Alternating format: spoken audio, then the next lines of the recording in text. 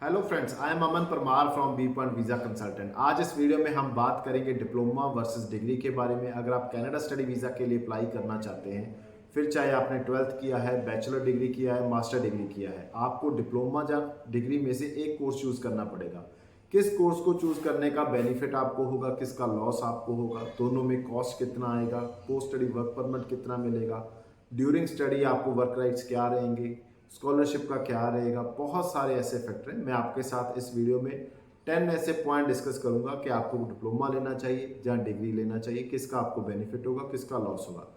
इस वीडियो के लास्ट में मैं अपना ओपिनियन भी आपको बताऊंगा कि आपको क्या करना चाहिए। उसके बाद आप अपना कनाडा स्टडी वीज़ा का प्रोसेस स्टार्ट कर सकते हैं और डिप्लोमा वर्सेस डिग्री का जो क्वेश्चन आपके माइंड में है वो पूरी तरह से इस वीडियो को देखने के बाद क्लियर हो जाएगा। आप सभी से इस वीडियो को शुरू करने से पहले मेरी रिक्वेस्ट ये रहेगी कि आप हमारे इस यूट्यूब चैनल को सब्सक्राइब और इस वीडियो को लाइक। इस वीडियो में जो फर्स्ट पॉइंट हम डिस्कस करेंगे वो है एलिजिबिलिटी क्राइटेरिया का। अगर आप एक अच्छी रैंकिंग वाली यूनिवर्सिटी में एडमिशन लेना चाहते हो तो आपका एकेडमिक स्कोर बहुत अच्छा होना चाहिए, यानी कि 70% से लेकर 95% तक।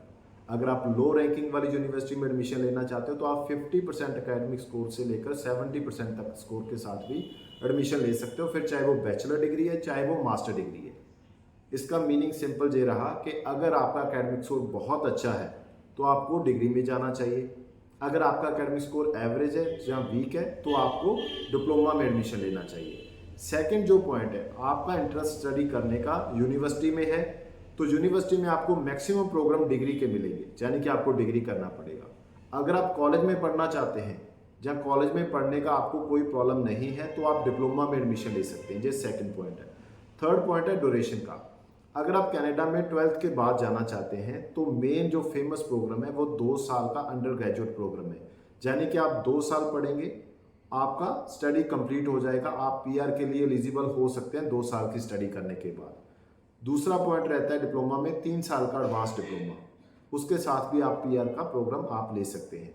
अगर आप डिग्री के लिए जाते हैं तो आपको कम से कम 3 साल की बैचलर डिग्री मिलेगी या 4 साल की बैचलर डिग्री मिलेगी, यानी कि अगर आप 2 साल का प्रोग्राम लेते हैं और 3 साल की बैचलर डिग्री लेते हैं तो 1 साल आपको पढ़ना ज़्यादा पड़ेगा। अगर 4 साल की आप बैचलर डिग्री लेते हैं तो 2 साल आपको ज़्यादा स्टडी करनी पड़ेगी। अगर आपको स्टडी ज़्यादा करने का कोई प्रॉब्लम नहीं है तो आप डिग्री में जाइए। अगर आप कम स्टडी करना चाहते हैं तो आप डिप्लोमा में एडमिशन ले सकते हैं। इसके बाद अगर मास्टर डिग्री की बात करें, आप 1 साल का प्रोग्राम पोस्ट स्टडी वर्क पर आप पीजी डिप्लोमा यानी कि पोस्ट ग्रेजुएट डिप्लोमा ले सकते हैं, उसके साथ भी आप पीआर के लिए एलिजिबल हो सकते हैं। आप 2 साल का पीजी डिप्लोमा भी ले सकते हैं, मगर मास्टर डिग्री के लिए आपको 2 साल स्टडी करना पड़ेगा। यानी कि अगर आप 1 साल पढ़ना चाहते हैं बैचलर के बाद या मास्टर के बाद तो आपको एक डिप्लोमा लेना चाहिए। अगर 2 साल स्टडी कर सकते हैं तो आपको मास्टर डिग्री में एडमिशन लेना चाहिए। ये दूसरा पॉइंट, थर्ड पॉइंट है। फोर्थ पॉइंट हमारे पास जो आपके साथ हम डिस्कस करेंगे वो है कॉस्ट का। ट्यूशन फीस बहुत बड़ा रोल प्ले करती है अगर आप इंटरनेशनल स्टूडेंट के तौर पे कनाडा में जाते हैं। अगर आपका फाइनेंशियल बहुत स्ट्रांग नहीं है, यानी कि अगर आप फीस बहुत ज़्यादा नहीं पे कर सकते तो आपको डिप्लोमा में एडमिशन लेना चाहिए। डिप्लोमा में जो स्टार्ट होती है ट्यूशन फीस कनाडा में वो 8500 कनेडियन डॉलर से लेकर 20,000 कनेडियन डॉलर तक डिप्लोमा की फ़ीस हो सकती है। डिपेंड करता है कि आप किस प्रोविंस में जा रहे हो, किस एरिया में जा रहे हो, किस कॉलेज में एडमिशन ले रहे हो और किस कोर्स में एडमिशन ले रहे हो। दूसरी साइड अगर हम यूनिवर्सिटी की बात करते हैं और डिग्री की बात करते हैं तो डिग्री कम से कम आपकी स्टार्ट होती है प्राइवेट यूनिवर्सिटी में 15,000 कनेडियन डॉलर से, और जो बेस्ट यूनिवर्सिटीज़ हैं वहाँ पर इसका फीस 80,000 कनेडियन डॉलर तक भी हो सकता है। डिपेंड करता है कि आप कैसी यूनिवर्सिटी में एडमिशन लेते हो, किस तरह की डिग्री में एडमिशन लेते हो, उसके अकॉर्डिंग आपकी फ़ीस वेरी करती है।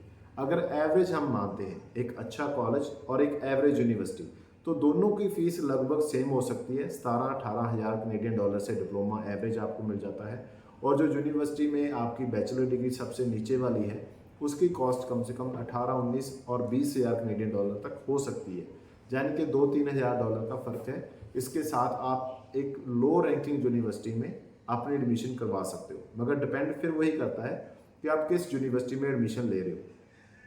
दूसरा जो मेन फ़र्क आता है फाइनेंशियल का कि आपको डिप्लोमा में 1 साल, अगर आप पीजी डिप्लोमा ले रहे हो यानी कि पोस्ट ग्रेजुएट डिप्लोमा में एडमिशन ले रहे हो 1 साल की, तो 1 साल के लिए फ़ीस पे करनी पड़ेगी। दूसरी साइड अगर आप मास्टर डिग्री के लिए जा रहे हो तो आपको 2 साल के लिए अपनी फ़ीस पे करनी पड़ेगी। अगर सेम फीस भी माने तो भी आपको डबल पे करना पड़ेगा।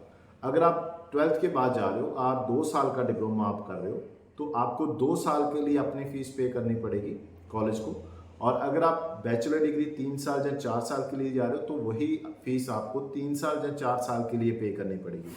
अभी ये डिपेंड करता है आपकी प्रोफाइल पे, आपके फाइनेंशियल पे, कि आप कितना स्ट्रांग है, कितना खर्चा आप अफोर्ड कर सकते हैं और कितना मनी आपके पेरेंट्स के पास है। इसके अकॉर्डिंग ये आपने डिसाइड करना है, इसमें मैं आपकी हेल्प नहीं कर पाऊँगा।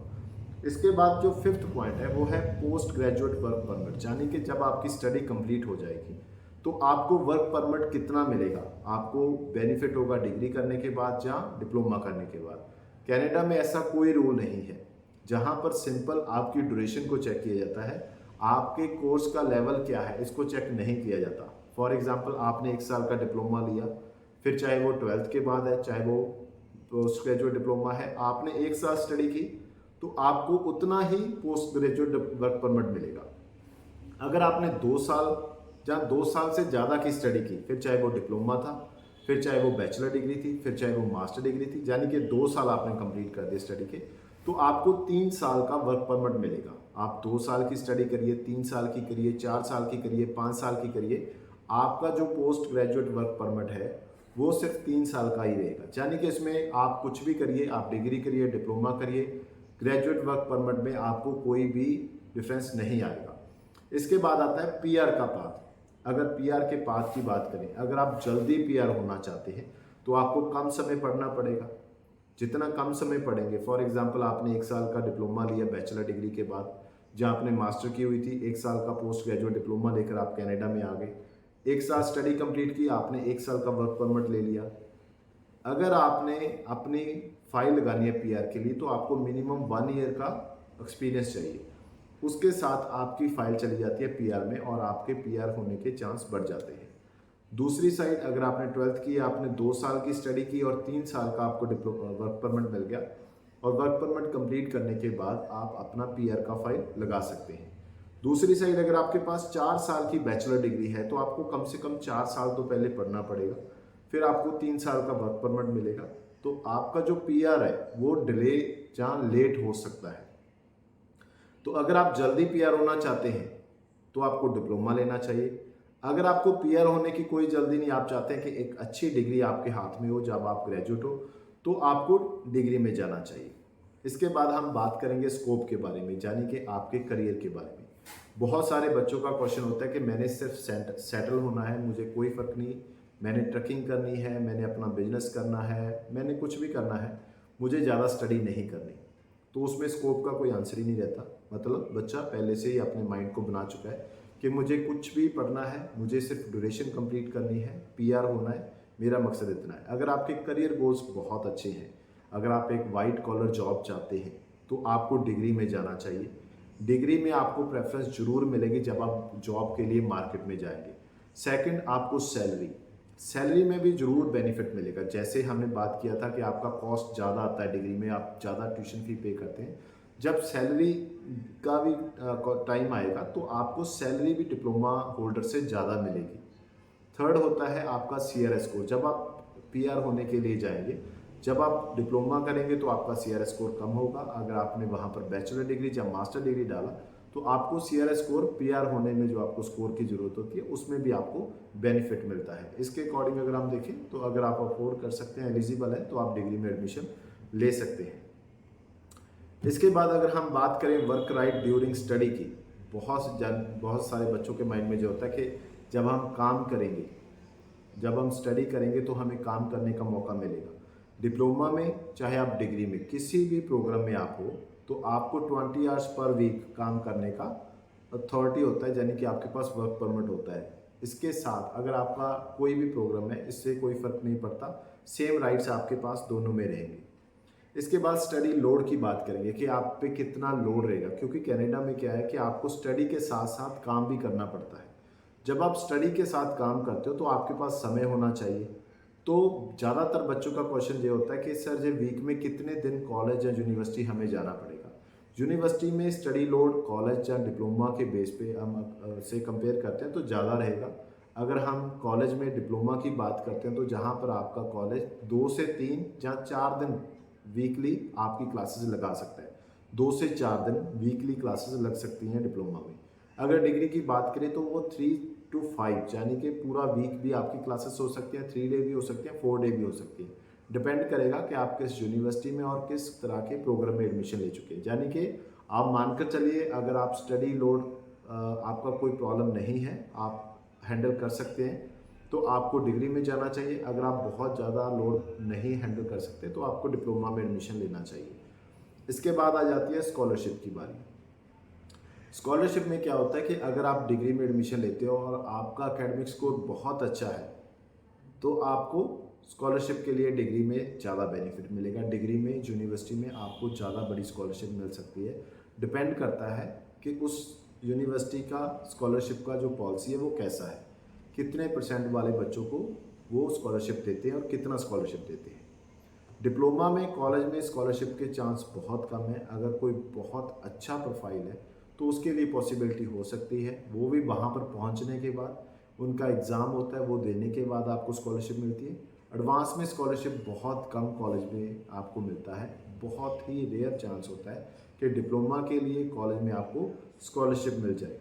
अभी ये पूरा का पूरा जो सिस्टम था उसके अकॉर्डिंग आपने डिसाइड करना है कि आपको डिप्लोमा में जाना चाहिए या डिग्री में। अगर आप मेरा ओपिनियन जानना चाहते हो, मेरे ओपिनियन के अकॉर्डिंग आपको अपने करियर गोल पे सबसे पहले फोकस करना चाहिए कि आप आगे जाकर क्या करना चाहते हो, एक कैसी जॉब करना चाहते हो, कैसे बिजनेस प्रोफाइल के साथ आप मार्केट में जाना चाहते हो।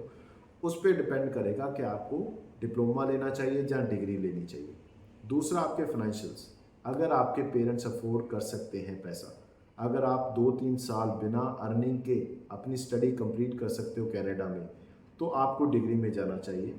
अदरवाइज़ आपको डिप्लोमा में। अगर आपका एकेडमिक स्कोर बहुत अच्छा है, आपका इंटरेस्ट भी है स्टडी में, मगर फाइनेंशियल्स आपके पास उतने स्ट्रॉन्ग नहीं है, तो आपको डिप्लोमा में जाना चाहिए।